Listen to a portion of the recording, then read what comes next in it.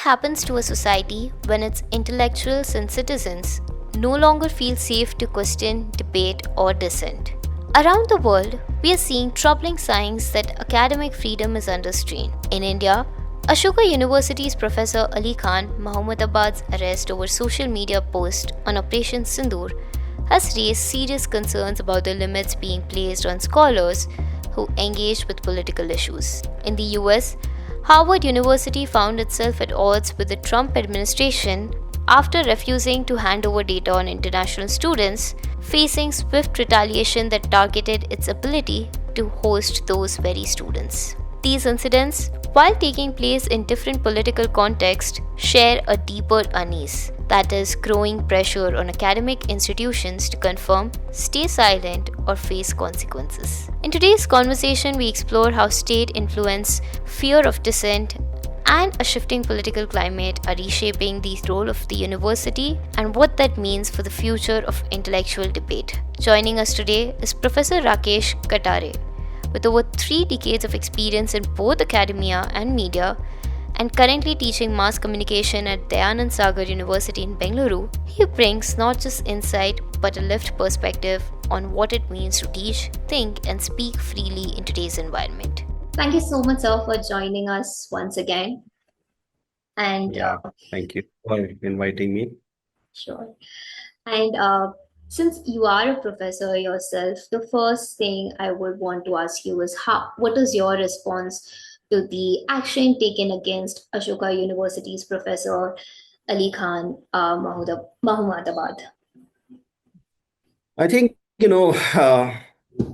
many people have said that, this action against Ali Khan has been taken because he happens to belong to the minority community. But Ali Khan is not the only academic that the right wing has gone against. There have been people from other walks of political left and center who have also been hauled up. Uh, so I don't think that it has to do as much with his religion. But I think, we therefore need to really see in the message, when you really read his message, there is nothing that warrants this kind of anger or this kind of action. Um, Obviously, someone from the right wing as well as from the Haryana women's wing have run to court and said that, this particular message is not something that is palatable and it's not in national interest. Um, I think, I read his messages over and over again. Facebook post. And I did not find a single word that would actually warrant this kind of action. So that I think, if the government is really going after academicians, then I think it could be, that, religion may have had something to do with it. But then, that is only going by, the record of the right wing against uh, against people who they feel are uh, inimical to their ideas. Okay. So I don't think they will go only by religion. They could go by um, other identities that the person may have. And I think, the fact that he is from academia seems to have a lot more to do uh, with what he has written also is in his capacity not as a Muslim, but I think he is written in the capacity as a person who has done his PhD in political science from Cambridge. Okay, I mean, it is in the nature of academia to reflect and analyze events before they enter our history. First, they enter the rough draft of history, that is media, and then they enter our history. So I think in trying to stop academicians, the political right is trying to do what Rousseau would probably say. They are trying to denature and depoliticize academia, which is impossible.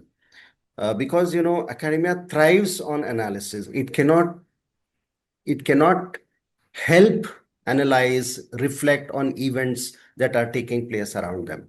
So I think, there is a need for us to separate religion from this and look at, the very fact that, he's an academician, and academicians are probably becoming dangerous throughout the world. We have action against Harvard University, for example, in the US, which is considered to be the seat of, freedom of speech and expression. So can it only be something to do with religion? I think that the intellectual class is beginning to pose a danger to the popular class of politicians. So I think, we should look for answers there. Again, like you rightly said, that's also being widely discussed that intellectual class becomes a threat to the political aspect of it. Now, the charges against Professor Khan are extremely serious. That's what has taken everybody by That's surprise. true. That's true. That's exactly what the 1,200 teachers and student bodies have also raised up, that sedition charges and threat to Mm. national security. These are very serious charges. And surprisingly, even the BJP spokesperson, the Vijay Shah, when he made a comment on Colonel Sufia Qureshi, almost the same charges are in that case too, but there doesn't seem to be as strict action. He's free right as of now, at least when we are talking. So the same charges, but the action against Professor Khan seems to be much more. Uh, I think that's what made it. No, I believe that, if that, see, the thing is that once you drag something to court, you need to also prove, how this can be seditious, how this can be against national interest. Just look at the text of Ali Khan. I mean, I couldn't quite figure out what may have led to FIRs against him. At worst, it is a well-explained disagreement that is rooted in logic. So we should not even get into the text of his messages, I feel. I mean, tried doing that. I tried to find out, and many people have tried to, look at the messages. I think, we won't get our answers there. I mean, what sentiment could his words have really hurt? What national interest could Facebook message really threaten? Whose sensibilities can they offend that warranted such large legal action? So the question is we need to ask is, I think, why do rulers generally gag intellectuals? What are they really afraid of when, that they are so rattled by even a single message from intellectuals? I think, my answer to this is that politicians are deeply insecure class. Okay. I mean, that's why they seek constant approval of their populations, right? An entire industry of Voters. pollsters, election managers, and propagandists thrives on the insecurities of rulers because they want to really control public opinion. Okay. So they turn to these propagandists and managers because they hope they can help them reduce their risks and provide them some reassurance that they have public opinion in their control. But public support, look at it this way, public support is not something that they can count on forever. Much as they would like to control public opinion and count on public support, it's very fickle. So, especially because some intellectuals can see through the game and definitely be able to prick their propaganda balloon. Okay. So this is what has probably happened when, in all probability, a very reasonable message, uh, which actually is pro-India, I would say, which is pro-freedom, I think, which is extremely rooted in logic, that has become an anathema for the powers that be. A public intellectual, I think, can deconstruct, that very carefully constructed narratives of rulers and, the powerful classes. Or they can also offer alternative ones because the rulers would like to have only one narrative that has to be accepted by everyone so that they have their entire, the entire, supporters, their sympathizers, their voters, they all are constantly have to be informed that there is only one narrative and everything that supports that narrative only should go into the public domain. Okay, but here the public intellectual can offer an alternative one.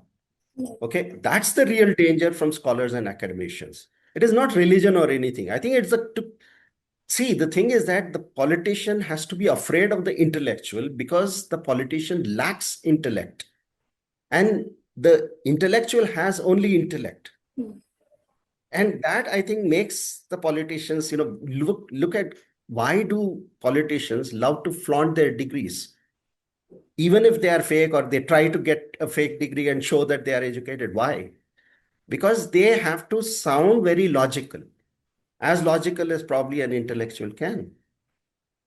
Okay, so that is what I'm really looking at. So it's the narrative that they are trying to control, because intellectuals are the first person and academic spaces are usually the first place where Yeah, discussions happen. They absolutely. are the spaces for discussion. Absolutely. From classrooms, I mean, Ali Khan is an academic, and he comes from a very elite university. And from the elite university, the messages will pass. The fact that he is teaching over there, the fact that he is from Cambridge, the fact that he is, I mean, a public Published a lot. intellectual. He's also been a politician. I mean, he's been, spokesperson Yes, of the Samajwadi fantastic. Party. I mean, he has got everything going against him in this country right now. So, what's the Yeah. message that's being sent to the academic space and to other intellectuals when such a strong action is being taken against a professor? And that too is very elite. His accomplishments are of very good nature. I think, we need to see that, free speech is not something that we can stomach very easily. I mean, we call many of the countries of the world are democracies, but, free speech is not something that is very easy to grant. Okay. Now, let's compare, for example, the freedom of expression that we have under Article 19, and then the reasonable restrictions that have been placed against making it absolute. On the other hand, you have the First Amendment in the United States, which says that you can actually even cause a riot. Your speech can even cause a riot, and nobody can actually say go can actually censor or stop you from making that speech. Okay, so these are, now one has to understand, of course, the context of why there is free speech in United States. I mean, United States, look at it this way. I mean, is the oldest democracy, and many constitutions have been inspired by their constitution, and therefore, I think we need to really consider that. United States is a country which has hard, basically they have three large classes, kinds of, I mean, three large groups of people, let's say. One social group is the European settlers, and then you have the blacks that they brought, and then the third one are the Native Americans. So there is, if you really see it, it is it is fairly uniform as a society. I mean, in terms of language, in terms of religion, they're fairly, it is easy for you to forge some kind of a unity in that kind of a country. And therefore, uh, if you really have, the First Amendment which protects, but here, could you have really given free speech to make free speech fundamental? I mean, absolute, sorry. We could not have, because, we have, at least when after we became independent, we recognize that our diversity is so, there is such diversity in terms of language, in terms of, therefore, in terms of identities and conflicts based on identities, that, anybody could tear the nation apart. And therefore, our free speech is not absolute. Okay, there are reasonable restrictions, but those reasonable restrictions have to be proven in a court of law. You are free until you have, say, let's say you are disturbing public order, if you have, acted against national interest. Now that has to be proven in a court of law. I mean, the here I would say that, the highest court of the land is a constitutional court. It has to look at the speech very deeply and say whether the free speech of this individual is comes under the reasonable restrictions. I mean, are there grounds of reasonable restrictions? I mean, somebody, some social group, some political group may have filed a case against Ali Khan. But it was up to the courts also to really interpret the constitution, see whether, uh, the entire gamut of reasonable restrictions can be placed for this kind of a speech. I don't think there was any grounds for doing so, but then the court is the final arbiter, and I think the court should have gone into this more deeply, and before it actually said the kind of things. I mean, they have used and they have described his post as dog whistling. I mean, what is dog whistling here? You know, but there is a time to talk about this, they're saying. I mean, is there a time to be free? I mean, can free speech be subject to when you are making a speech, or who are you making? I mean, there is no timing. I mean, if you have free speech, you have free speech around the clock, 24 by 7, 365 days. But what is this time to exercise, right to speak freely? Okay, so I think, and they have also accused him of trying to get cheap popularity. I don't think, Publicity. Ali Khan needs, cheap popularity. Okay, and this man, actually, his messages are, I would say that I mean, please understand that, there have been in the past, many Socrates in this country and in this world who had to be poisoned. And there will be even in the future, because the fact is that we have not completely been able to grasp the importance of free speech to a democracy, because a free speech is necessary for democracy. It is the staple diet of democracy. Without free speech, you cannot really run a democracy or call yourself one.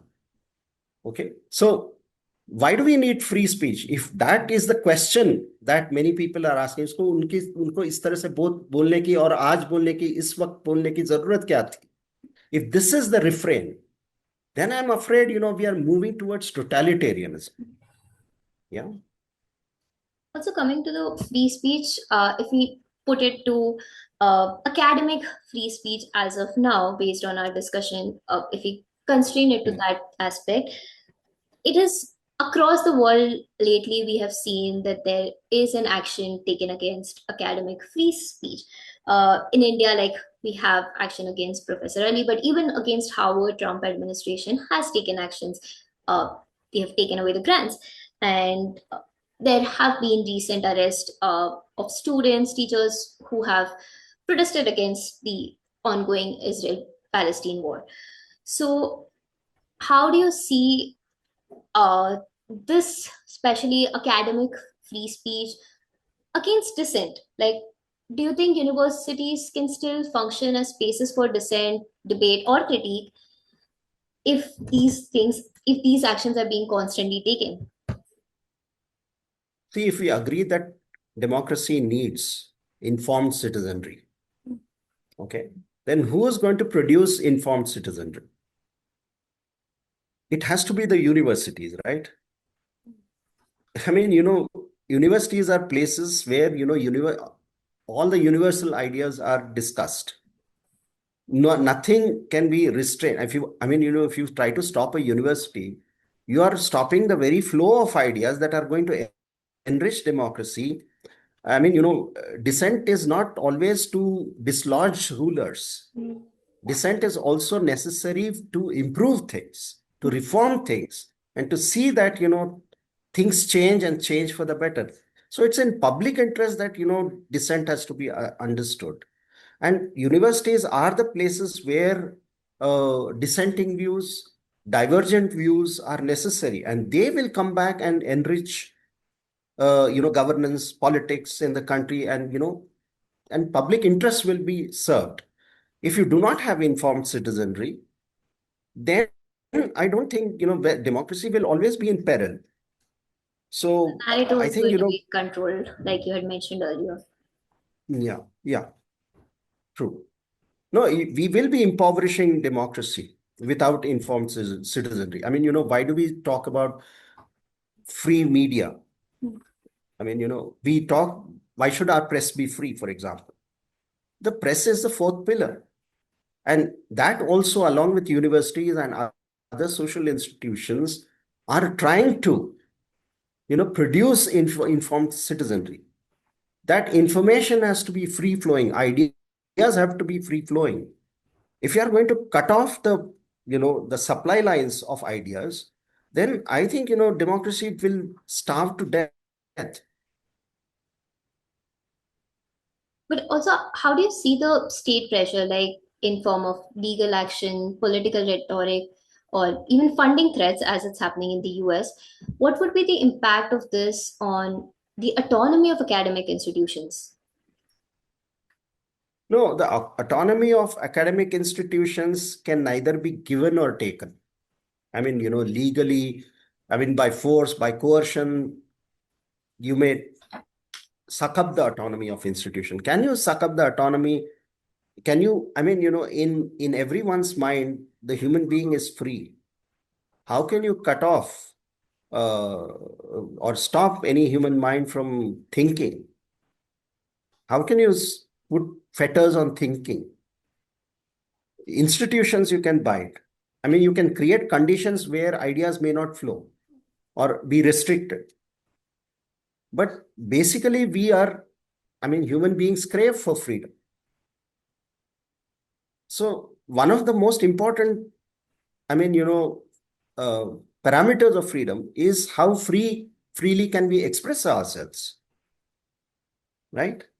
So I think, much as they will try, uh, the mind will be set free, and there is no way it will find its way. Opinion will find its way, free thought will find its way.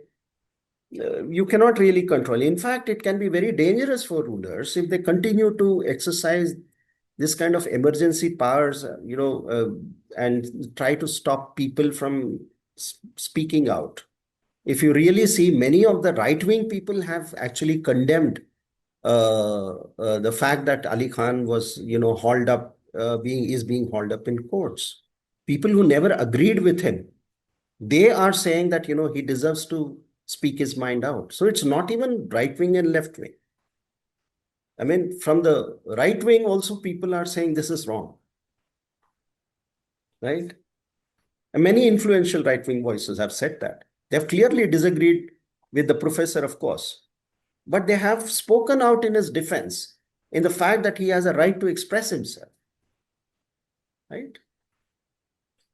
Uh, Also, because academic space is so important and the autonomy of the institution becomes important. Now, Ashoka University is one of the most renowned liberal arts institution in our country and across the world as well. But there has Mm. been a lot of silence from the university itself. And if we compare it to Harvard, where they have taken the action against Trump to the court. So, how do you interpret this behavior of the institution, and what does it mean for our society, for our democracy?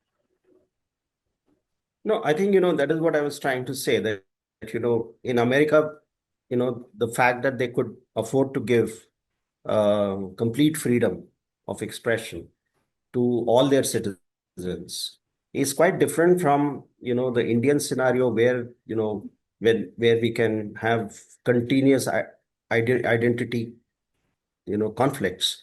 And therefore, there is a need for, there is some justification, at least, for the need uh, for reasonable restrictions. But here we have to see whether, whether his speech has really, uh, whether his speech is really falling under any of these reasonable restrictions. I mean, is there something in his speech which the courts definitely have to consider that, right? The courts have to see, because that is the material evidence that has been placed before them, and that is the material evidence as say that these are the messages where he seems to have insulted women, where he seems to have said things against national interests. I mean, that has to be proven. So, do they really fall under reason? I don't think so. I don't think, we can apply, reasonable restrictions, because it's not reasonable to place restrictions on that kind of message. So, but So, yeah, sorry. no, no. So I was just saying. So should the Ashoka University would have should have they taken a stand for their professor, because it I doesn't think seem to be anything from their end. why should we expect only a university to stand by the professor? I mean, if it is a question of free speech of an individual, then every individual has to stand up and stand by him and say that this is wrong, and that we are not willing to. We are under a social contract, right? We have said that these are our freedoms. We are naturally born with these freedoms. And we, in order to enhance those freedoms, or in order to protect those freedoms, we have decided to have someone to govern us. If the state itself turns around, then, the social contract is broken. The state is there to protect and enhance the rights of citizens, which would have naturally accrued to them. You cannot take away those rights. You need to protect those rights. And therefore, I don't think only a university should stand by Ali Khan. It should be all the citizens of this country should stand by. Yeah. And how do you think what happens to the younger students, academicians, when they see this climate, when they see such actions being taken? In your classroom also, how do you see the interactions? Is it changing, or are they becoming more cautious or more defiant? See, within the classrooms in any good university, you go only by the facts of the case. And the second thing that happens in the university is, this is quite unknown to many people outside universities, that all kinds of ideas are discussed inside the classroom, because that is the place where ideas have to be discussed. And because it is one idea, not one group or anything, but one idea that is in a continuous state of dialectic. So, and continuous synthesis is trying to be achieved, because there are many ideas that are constantly, you know, countering the others. It's not one idea. University is a place of many ideas, multiple ideas. And I think, so within the classrooms, I don't think, there is any problem within the classrooms. The problem has come because he has expressed what he would probably express within the classroom outside, right? And the others are probably unable to understand that how can we are accustomed to one narrative only. How can you have this suddenly another alternative narrative that is being posted in public platform? Within the academic premises of a university, I think all kinds of ideas are expressed and they are discussed. Nobody sees any threat in expression of ideas, So I because see. no one idea will win in a university. So there's no effect directly on the younger generation to discuss or Not share inside their the views. classroom. Not inside the classrooms. I don't see, but it will have a chilling effect, in the sense that, look, that the action has taken place against him, and therefore we should be a little careful. But the ideas themselves will not die out, right? They are there, they are floating, they are being discussed, maybe in hush hush tones, but they're not going to disappear. So thought always remains. Yeah, thoughts cannot be controlled. They can be diverted, they can be directed in a certain direction, but I don't think you can control them completely from coming out. Also, lastly, what do you think about the role of social media over here? Uh, do you think that the political authorities across the world are trying to have a control on social media. Like lately, we have seen that US has expanded scrutiny of applicants towards the social media posts too now. Uh, that's the latest thing. And also, the arrest of Professor Khan was based on social media. In general, we are seeing that there is a rush to control the narrative on social media. So, what do you think? No, I mean, governments will try to control. I mean, there is no, I mean, when you, that is the nature of the government, and that is uh, uh, I mean, for a government which is ruled by politicians, which is occupied, I mean, all the government seats are occupied by politicians, and therefore everybody, it's about power, right? Yeah. So they will continue to, do this. But the thing is that is the citizenry going to, they are at the pleasure to serve the pleasure of the people, right? So the pleasure of the people depends completely on how they control public opinion. See, this is not a in a totalitarian society you can rule through coercion. In democratic societies you have to exercise influence, and when governments in democracies start becoming undemocratic or start tending towards authoritarianism or despotism, then coercion also will, is also possible, and it will try to push only one kind of dominant narrative. But remember, there is always a class of people who will think differently, who will express themselves, may not be on social media, but in many other possible ways. I mean, before social media also we had democracy. After social media also we have had democracy. It's not as if people were not expressing themselves, but just that, people's expression is now finding a platform. So it looks as if, it is for the first time that we are expressing ourselves. We are expressing ourselves to others who are beyond us, who earlier were beyond us. But social media is also a deeply fragmented world. There is not one person who can influence. The number of subscribers are very, very few. I mean, if you take individuals, how many followers can one professor really have? But if there is strength in his idea, that idea will flow, and that is the danger for anyone who wants to dominate narratives and dominate the political space. If I'm understanding this right, the arrest of Professor Khan is a reflection or a threat to the flow of ideas that differs from a popular viewpoint or something that the political class would not want, if I have to summarize it. Yeah. Yeah, true. I mean, yes, it is reflective of the times. What has happened with him and what he is also expressing, and he's not going to be quiet. If he's going to be quietened down, there will always be another person. I mean, the opposition in this country is not dead. Okay. We are not voting for one single party or two political parties. There is a great deal of diversity and divergence from the dominant narratives. You cannot control this country.